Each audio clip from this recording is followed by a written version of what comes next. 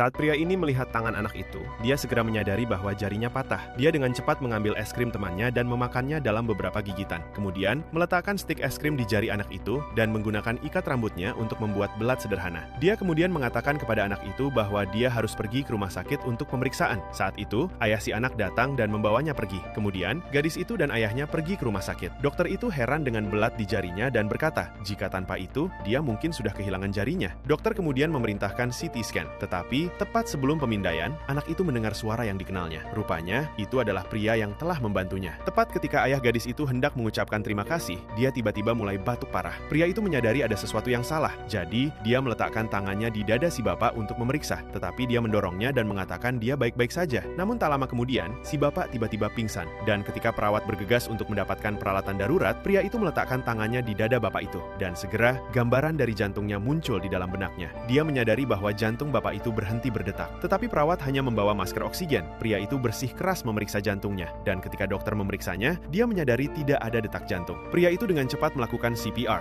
Dan dengan bantuannya, detak jantung ayah anak itu pun pulih kembali. Namun, bapak itu sekarang membutuhkan operasi mendesak. Tetapi pada saat itu, tidak ada dokter bedah yang bersedia untuk melakukannya. Perawat khawatir jika mereka tidak bertindak cepat, maka si bapak mungkin tidak akan selamat. Mendengar ini, anak itu tahu jika pria itu adalah satu-satunya yang bisa menyelamatkannya. Dia meminta bantuannya. Tetapi pria itu mengatakan padanya, melakukan operasi akan mengakhiri karir medisnya karena kontrak yang ditandatangani. Namun tepat ketika pria itu berbalik untuk pergi, anak itu meraih tangannya, mengambil satu-satunya koinnya dari sakunya, lalu meletakkannya di tangan pria itu. Melihat air mata mengalir di wajah gadis itu, dia memutuskan bahwa tidak peduli apapun, dia akan melakukan segala daya untuk menyelamatkan ayahnya.